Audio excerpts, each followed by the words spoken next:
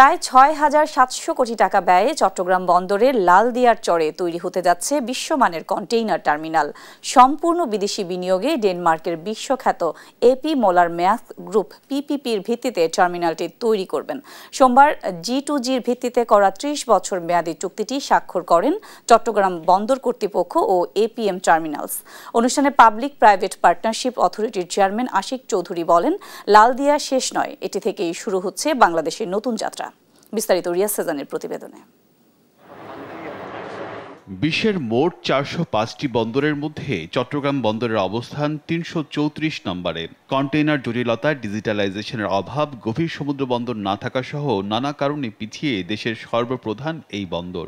ফলে নিজেদের স্বার্থেই একে আধুনিকায়ন জরুরি। এরই ধারাবাহিকতায় ডেনমার্কের এপি মোলার মর্স গ্রুপ চট্টগ্রামের লালাদিয়া চরে তৈরি করতে যাচ্ছে আধুনিক কন্টেইনার টার্মিনাল। ৩ বছর মেয়াদী নির্মাণ প্রকল্পে ব্যয় হবে $৫৫০ মিলিয়ন বা ৬,৭০০ কোটি টাকা, যা সম্পূর্ণ বিদেশি বিনিয়োগ হিসেবে দেশে আসবে। Together we are not merely building a terminal, we're building a gateway to Bangladesh's next era in terms of trade, growth and prosperity. The Latvia terminal will not only enhance port efficiency and connectivity, it will also help strengthen supply chains, support job creation and skills training for Bangladesh. APM terminals বিশ্বের ৩৩টি দেশের ৭টি terminal পরিচালনা করেন। বিশ্বের শীর্ষ ২০টি বন্দরের মধ্যে ১০টির অপারেট করেন তারা। ৩ বছর মেয়াদী নির্মাণ প্রকল্প শেষে পরবর্তী ৩০ বছর মেয়াদে টার্মিনাল চালানোর দায়িত্ব পাবেন প্রতিষ্ঠানটি। এরপর সরকার চাইলে চুক্তির মেয়াদ বাড়াতে বা বাতিলও করতে পারবে। ফলে বন্দর কোনো বিদেশিদের হাতে তুলে দেওয়া হচ্ছে না বলে মন্তব্য করেছেন নৌ পরিবহন উপদেষ্টা। দুনিয়াতে পোর্ট অথরিটি বলে কোনো কিছু নাই। পোর্ট অথরিটি হচ্ছে শুধু রেগুলেট করে। সম্পূর্ণ পোর্ট চলে আপনার private, international operator, private operator, নিজস্ব অপারেটর। রেড সিকে দিলাম, দিয়ে দিল কি দিয়ে দিল? ওরা তো এখানে কাজ করছে। আমি দেখলাম কথা নাই বার্তা নেই, এটাও নাকি দেওয়া যাবে না। তো আপনি কোথায় ছিলেন? তাহলে একজন এসে বলতেন যে আমি $১,০০০ মিলিয়ন ইনভেস্ট করবো, আমাকে দেন। অনুষ্ঠানে পাবলিক প্রাইভেট পার্টনারশিপ কর্তৃপক্ষের চেয়ারম্যান আশিক চৌধুরী বলেন, বন্দরকে আধুনিকায়ন করতে হলে উন্নত প্রতিষ্ঠানের হাতে দেয়া ছাড়া কোনো বিকল্প নেই। That the system may be slow, but the commitment is unlimited. Lauldia is not where our voyage ends. It's where we set sail for Bangladesh. আধুনিক এই টার্মিনাল নির্মাণে দেশি অতিরিক্ত ৮ লাখ TEU হ্যান্ডেল বা ৪৪% সক্ষমতা বৃদ্ধি পাবে। অনুষ্ঠানে জানানো হয়, নতুন টার্মিনাল থেকে আসা লভ্যাংশের ৫০% পাবে বাংলাদেশ। রিয়াজ সেজান, দেশ টিভি, ঢাকা। বন্দর আধুনিকায়নের ব্যাপারে কথা বলতে আমাদের সাথে যুক্ত হচ্ছেন Bangladesh freight forwards association buffer সাবেক সভাপতি কবির আহমদ। আপনাকে স্বাগত দেশ বাণিজ্যে। ধন্যবাদ।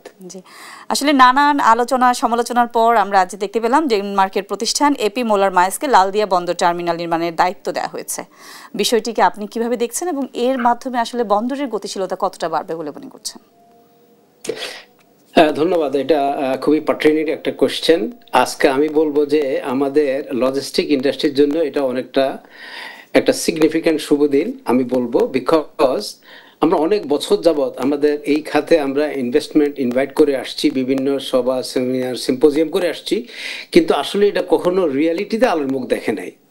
তা আমরা যদি বিদেশি অপারেটরদেরকে বাংলাদেশে নিয়ে না আসি, তাহলে তো আসলে আমাদের বন্দরের সক্ষমতা বাড়বে না এবং ইফিসিয়েন্সি হবে না। এবং সবচেয়ে গুরুত্বপূর্ণ বিষয় হলো, এখন টেকনোলজি বেজ লজিস্টিক ইয়েতে যদি আমরা অ্যালাইন না হই, তাহলে কিন্তু আমরা উন্নত বিশ্বের সাথে আমরা তাল মিলিয়ে পারবো না এবং আমাদের যে কম্পিটিটিভ এজ সেই জায়গাটায় আমরা মার খেয়ে যাব।